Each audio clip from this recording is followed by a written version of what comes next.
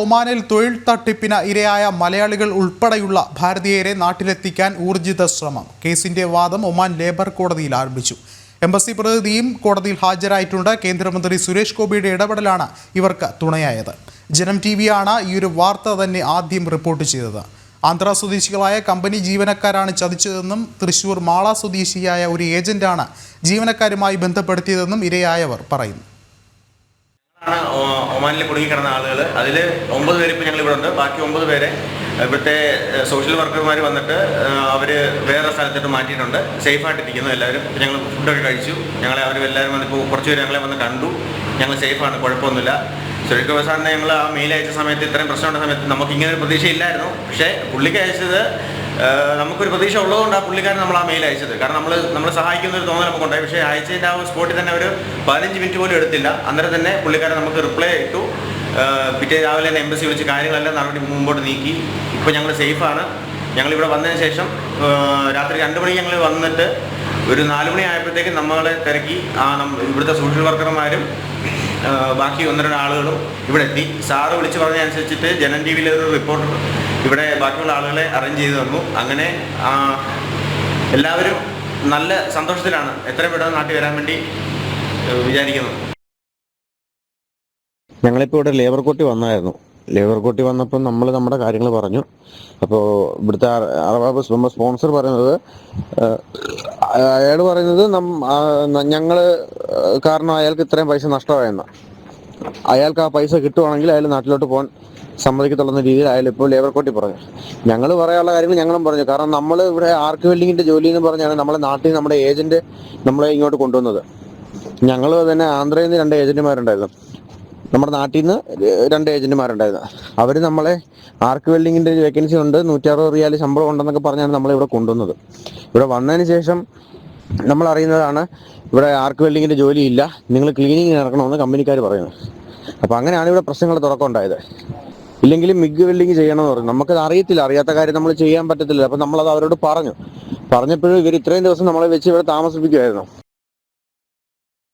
ഇപ്പോൾ തട്ടിപ്പിന് ഇരയായ മലയാളികളിൽ ഒരാൾ കൂടിയായ അഭിജിത്ത് നമ്മോടൊപ്പം ചേരുന്നുണ്ട്. അഭിജിത്ത്, കേൾക്കാമെങ്കിൽ ഈ മലയാളിയായ ഒരു ഏജന്റാണ് നിങ്ങളെ ഇങ്ങോട്ടേക്ക് എത്തിച്ചതെന്നാണ് അറിയാൻ സാധിക്കുന്നത്. ഏത് സാഹചര്യത്തിലാണ് ഇവിടെ എത്തുന്നത്? എന്താണ് ആ ഒരു സാഹചര്യം? അതൊന്ന് വിശദീകരിക്കാമോ? ചേട്ടാ കേൾക്കാമോ? യെസ്, പറഞ്ഞോളൂ. ഞങ്ങള് നാട്ടിൽ നിന്ന് നമ്മുടെ ഒരു തൃശ്ശൂർ സ്വദേശി, മാള സ്വദേശിയായിട്ടുള്ളൊരു പുള്ളിക്കാരനാണ്, വിനയൻ എന്നാണ് അദ്ദേഹത്തിന്റെ പേര്. അദ്ദേഹം വഴിയാണ് നമ്മളിവിടെ ഈ ഒമാനിലേക്ക് നമ്മൾ വരുന്നത്. ഞങ്ങളൊരു 9 പേര് അദ്ദേഹത്തിന്റെ കെയറോഫിലും ബാക്കി ഒരു 9 പേര് ആന്ധ്ര സ്വദേശികളായിട്ടുള്ള ഒരു 4 ഏജന്റുമാരുണ്ട്, അവരുടെ കെയറോഫിലാണ് വന്നത്. യെസ്, എന്ത് പറഞ്ഞാണ് നിങ്ങൾ ഇങ്ങോട്ട് കൊണ്ടുവരുന്നത്? നമ്മളോട് പറഞ്ഞത് ആർക്ക് വെൽഡിങ്ങിന്റെ ജോലി എന്നാണ് നമ്മളോട് പറഞ്ഞത്. നമ്മളത് ചെയ്യുകയും ചെയ്യും, നമുക്ക് കുഴപ്പമില്ല. ഞങ്ങൾ അങ്ങനെയാണ് ഇവിടെ വന്നത്. വന്നതിന് ശേഷം നമ്മൾ ടെസ്റ്റ് പോലും അടിക്കാതെ അവര് നമ്മളോട് പറഞ്ഞു, നിങ്ങൾ ടെസ്റ്റ് ഫെയിൽ ആണ്, നിങ്ങൾ ക്ലീനിങ്ങിന് ഇറങ്ങണം എന്ന് പറഞ്ഞു. ഷിപ്പിന്റെ ക്ലീനിങ് ആണ്, അത് നമുക്ക് ചെയ്യാൻ പറ്റത്തില്ല. കൂടുതലും ബംഗ്ലാദേശ് സ്വദേശികളും പാകിസ്ഥാനികളായിട്ടുള്ള ആളുകളാണ് കൂടുതൽ അത് ചെയ്യുന്നത്. അതിൽ ജോലി ചെയ്യുന്ന ആളുകൾക്ക് ശ്വാസം സംബന്ധമായിട്ടുള്ള അസുഖങ്ങളെല്ലാം ഉണ്ടാവുന്നുണ്ട്. അത് നമ്മുടെ ഈ ഷിപ്പിന്റെ അകത്ത്, എഞ്ചിനകത്ത് ഇറങ്ങിയിട്ട് അവിടുന്ന് ഈ ഓയിലും അങ്ങനത്തെ കുറെ വേസ്റ്റ് സാധനങ്ങളെല്ലാം വാരിയത്, അങ്ങനത്തെ കുറെ ജോലിയാണ്. അത് നമുക്ക് ചെയ്യാൻ പറ്റുന്ന ജോലിയല്ല. മാത്രമല്ല ശമ്പളവും ഇല്ല, 80 റിയാലേ ഉള്ളൂ ശമ്പളം അതിന്.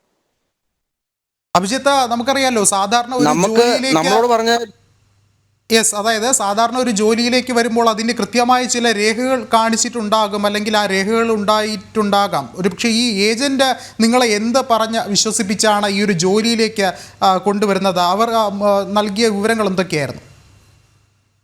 നമ്മളോട് പറഞ്ഞത് ആർക്ക് വെൽഡിങ്ങിന്റെ ജോലിയാണ് ഇവിടെ, 160 റിയാൽ ശമ്പളം, 750 പൈസ നമുക്ക് ഓവർ ടൈമിനും മണിക്കൂറിന് ഓവർ ടൈമും കിട്ടുമെന്ന് പറഞ്ഞിട്ടാണ് വന്നത്. പിന്നെ ഫുഡ് അക്കോമഡേഷൻ ഉണ്ട്, ഇതെല്ലാം പറഞ്ഞിട്ടാണ് നമ്മളെ കൊണ്ടുവന്നത്. ഇവിടെ വന്ന് ആദ്യത്തെ 1 മാസമായിട്ട് എത്തിയതിനു ശേഷം നമുക്ക് 1 മാസത്തോളം നമുക്ക് ഇത് ടെസ്റ്റോ കാര്യങ്ങളോ ഒന്നും നടത്തിയില്ല. അപ്പൊ ഞങ്ങൾ അത് ചോദിച്ചപ്പം പിന്നെ നമ്മൾക്ക് അറിയാൻ കഴിഞ്ഞ വിവരം എന്ന് പറയുന്നത്, നമ്മുടെ ഏജന്റിന് ഇവര് ഡയറക്റ്റ് ഒരു ലിസ്റ്റ് തയ്യാറാക്കി അയച്ചു കൊടുത്തിട്ട് പറഞ്ഞു, കൊണ്ടുവന്ന ആളുകളെല്ലാം ടെസ്റ്റ് ഫെയിൽ ആണ്, അതുകൊണ്ട് അവര് ക്ലീനിങ്ങിന് ഇറങ്ങണം എന്നുള്ള രീതിയിൽ സംസാരിച്ചു. അപ്പൊ അതിനെ തുടർന്ന് ഞങ്ങള് പറഞ്ഞു ഞങ്ങൾക്ക് ടെസ്റ്റ് കിട്ടിയിട്ടില്ല, ഞങ്ങൾ ഇറങ്ങത്തില്ല എന്ന് ഞങ്ങൾ കൺഫേം ആയിട്ട് ഞങ്ങൾ പറഞ്ഞു. ഞങ്ങൾ എല്ലാവരും ഒരുമിച്ച് പറഞ്ഞു.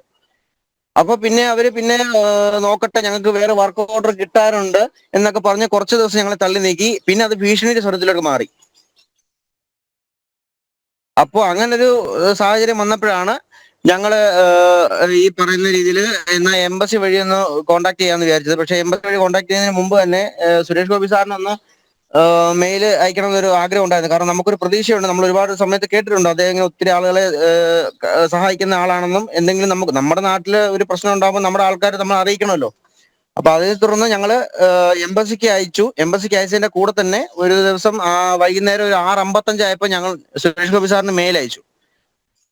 കൃത്യം ഒരു 7:10 ആയപ്പോൾ തന്നെ നമുക്ക് ഓഫീസിൽ നിന്ന് നമുക്ക് തിരിച്ച് റിപ്ലൈ വന്നു. നമ്മളെ നാട്ടിൽ നിന്ന് ഇങ്ങോട്ട് വിളിച്ചു. എന്താണ് നിങ്ങളുടെ പ്രശ്നം, എന്താണ് കാര്യം എന്നെല്ലാം വിശദമായിട്ട് ചോദിച്ചറിഞ്ഞു. എന്നിട്ട് പിറ്റേ ദിവസം നമ്മളോട് സമാധാനമായിട്ട് ഇരിക്കാൻ പറഞ്ഞു. പിറ്റേ ദിവസം രാവിലെ തന്നെ എംബസിയിൽ വിളിച്ച് അറിയിച്ചു. സുരേഷ് ഗോപി സാറ് ഡയറക്റ്റ് ഇവിടെ വിളിച്ച് കാര്യങ്ങൾ മുമ്പോട്ട് നീക്കിയെന്നാണ് ഞങ്ങൾ അറിഞ്ഞത്. പിന്നെ നമ്മൾ എംബസിയിലോ മറ്റോ ലേബർ കോർട്ടിലോ നമ്മൾ അപ്രോച്ച് ചെയ്ത് കഴിഞ്ഞാൽ നമുക്ക് ഫുഡും അക്കോമഡേഷൻ കട്ട് ചെയ്യും, നിങ്ങളെ പുറത്താക്കും, അങ്ങനെ പല ഭീഷണികൾ ഞങ്ങൾക്ക് ഉണ്ടായി. പക്ഷെ നമ്മൾ അത് അത്ര വലിയ കാര്യമാക്കിയില്ല. അത് മാത്രമല്ല, നമ്മുടെ ഏജന്റിനോട് ചോദിച്ചായിരുന്നു ഇങ്ങനെ ഒരു പ്രശ്നം ഉണ്ടപ്പോൾ നമുക്ക് എംബസി വഴിയോ കോടതി വഴിയോ എന്തെങ്കിലും ചെയ്യാൻ പറ്റുമെന്ന് ചോദിച്ചപ്പോൾ അവര് നമ്മളെ പറഞ്ഞ് പിന്തിരിപ്പിച്ചു. അത് ഒരുപാട് താമസം എടുക്കും, അത് നടക്കത്തില്ല, അങ്ങനെയാണ് ഇങ്ങനെയാണെന്ന് പറഞ്ഞ് നമ്മൾ ഒത്തിരി നമ്മളോട് അവര് നെഗറ്റീവായിട്ട് സംസാരിച്ചു.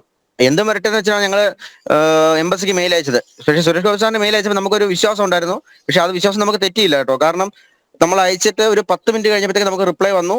പിറ്റേന്ന് രാവിലെ തന്നെ സാർ അതിന്റെ വേണ്ടുന്ന കാര്യങ്ങൾ ചെയ്തു. എംബസിയിൽ നമ്മളെ രാവിലെ കോൺടാക്ട് ചെയ്തു. അവര് എംബസിയിൽ നിന്ന് നമ്മുടെ അർബാബിനെയും വിളിച്ചിട്ട് അവര് കാര്യങ്ങൾ സംസാരിച്ചു. ഈ കാര്യങ്ങൾ സംസാരിച്ച് ഒരു കുറച്ച് കഴിഞ്ഞപ്പോഴത്തേക്ക് ഞങ്ങളുടെ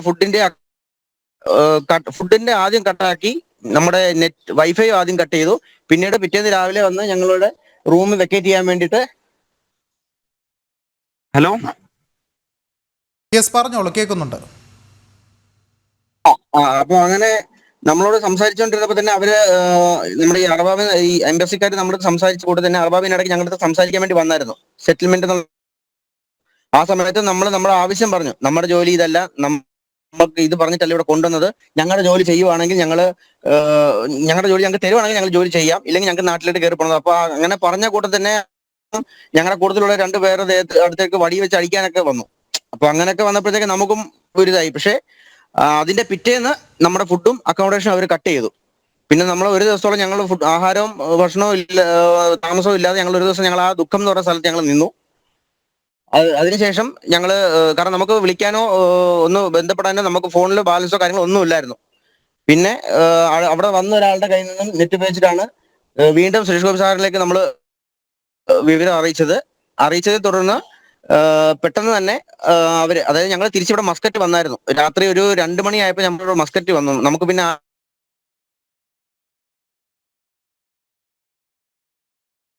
യെസ്, അഭിജിത്ത് ഈ സൂചിപ്പിച്ചതുപോലെ വളരെ വലിയൊരു ദുരവസ്ഥ തന്നെയാണ് ഇപ്പോൾ നിങ്ങൾ നേരിട്ടത്. എന്തു തന്നെയായാലും ഇപ്പോൾ ഈ ഒരു കേസുമായി ബന്ധപ്പെട്ട് വാദം നടക്കുകയാണ് ലേബർ കോർട്ടിൽ. അവിടെ നടക്കുന്ന ഈ ലേബർ കോർട്ടിലെ കേസിന്റെ ഒരു വിവരങ്ങൾ എന്തെങ്കിലും ഇപ്പോൾ ലഭ്യമാകുന്നുണ്ടോ? താജുദ്ദീൻ ചേട്ടനെയും മറ്റേ കൃഷ്ണേന്ദു എന്ന് പറഞ്ഞ ചേട്ടനെയും വിളിച്ച് വിവരം അറിയിച്ചു.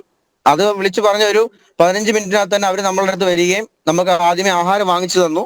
പിന്നെ കാരണം കൂട്ടത്തിൽ ഷുഗറും അങ്ങനെ പ്രശ്നങ്ങളുള്ള കുറച്ച് ആളുകൾ ഉണ്ടായിരുന്നു. അതിന് മാത്രമല്ല, ഒരു ദിവസത്തോളം ആഹാരം ഇല്ലാതെ ഇങ്ങനെ ഇപ്പോഴത്തെ ചൂടറിയാമല്ലോ, ആ ചൂടത്ത് ഇങ്ങനെ അലഞ്ഞു തിരിഞ്ഞ് നടന്നതാണ്. അപ്പൊ അങ്ങനെ വന്നപ്പോൾ അവര് നമ്മളെ കൊണ്ടുവന്ന് ആദ്യം ആഹാരം വാങ്ങിച്ചു തന്നു. അതിനുശേഷം നമുക്ക് താമസിക്കാൻ നമുക്കൊരു 2 റൂമും നമുക്ക് അറേഞ്ച് ചെയ്ത് തന്നു. പിന്നെ ഇന്ന് അവര് എല്ലാവരും വന്ന് നമ്മളോട് എപ്പോഴും വിളിച്ചും തിരക്കുന്നുണ്ട്, നമ്മുടെ കാര്യങ്ങൾ എന്താണെന്ന് അറിയുന്നുണ്ട്. ഇന്ന് രാവിലെ ലേബർ കോർട്ടിൽ പോകാൻ നേരം നമ്മളെ വിളിച്ച് പറഞ്ഞായിരുന്നു എന്താണെന്ന് വെച്ചാൽ വിവരം അവരെ വിളിച്ച് പറയണം എന്നുള്ളത്. നമ്മളെ എംബസിയിൽ സുരേഷ് ഗോപി സാറ് വീണ്ടും വിളിച്ച് അവരെ കുറച്ചുകൂടെ ഒന്ന് ഫോഴ്സ് ചെയ്തതിന് പ്രകാരം അവരുടെ എംബസിയിലെ സാറ് നമ്മളെ വിളിച്ചിട്ടുണ്ടായിരുന്നു. അവരും പറഞ്ഞു നിങ്ങൾ ഒന്നുകൊണ്ടും പേടിക്കേണ്ട, ഞങ്ങളുടെ ആൾ കൂടെ വരാമെന്ന് പറഞ്ഞിട്ടാണ് ഇന്ന് എംബസിയിലെ ഉദ്യോഗസ്ഥൻ നമ്മുടെ കൂടെ ലേബർ കോർട്ടിൽ വന്നത്.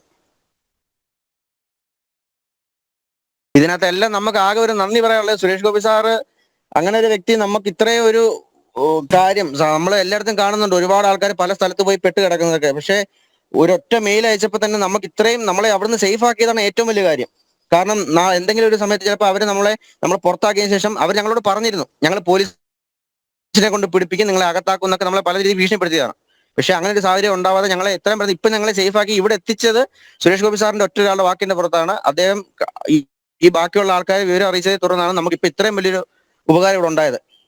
തുടർന്ന് നമുക്ക് എങ്ങനെ എത്രയും പെട്ടെന്ന് നാട്ടിലോട്ട് വരണം എന്നാണ് നമ്മുടെ ആഗ്രഹം. അതിപ്പോ എംബസി വഴി ബാക്കി കാര്യങ്ങൾ സ്പീഡപ്പ് ആക്കാന്ന് പറഞ്ഞിട്ടുണ്ട്. ഇന്നിപ്പോ ലേബർ കോർട്ടിൽ പോയപ്പോൾ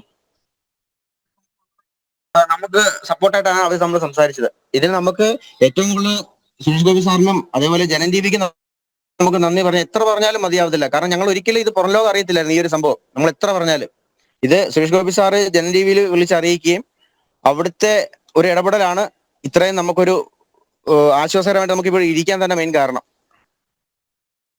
എസ് അഭിജിത്ത്, അത് തന്നെയാണ്. നിങ്ങൾ എന്ത് തന്നെയാലും സുരക്ഷിതരായിരിക്കുക. കേന്ദ്രമന്ത്രി സുരേഷ് ഗോപി അദ്ദേഹത്തിൻ്റെ വാക്ക് പാലിച്ചിരിക്കുകയാണ്. ഒപ്പം തന്നെ എംബസിയുടെ പ്രവർത്തനങ്ങൾ നടക്കുന്നുണ്ട്. നിങ്ങൾ എത്രയും പെട്ടെന്ന് തന്നെ നാട്ടിലെത്തിക്കാനുള്ള നടപടികളാണ് ഇപ്പോൾ നടക്കുന്നത്. ഒരുപക്ഷെ രണ്ടാമത്തെ കാര്യമെന്ന് പറയുന്നത് ഈ ഒരു തട്ടിപ്പിന് പിന്നിലുള്ള ആളുകളെ എന്തായാലും നിയമത്തിന് മുന്നിൽ കൊണ്ടുവരണം എന്നുള്ളൊരു കാര്യം തന്നെയാണ്. അത് നമുക്ക് വരും ദിവസങ്ങളിലല്ലേ എന്തെങ്കിലും അത് സംബന്ധിച്ചൊരു നടപടി ഉണ്ടാകുമെന്ന് നമുക്ക് പ്രതീക്ഷിക്കാം. വളരെയധികം നന്ദി അഭിജിത്ത് പ്രതികരിച്ചതിന്.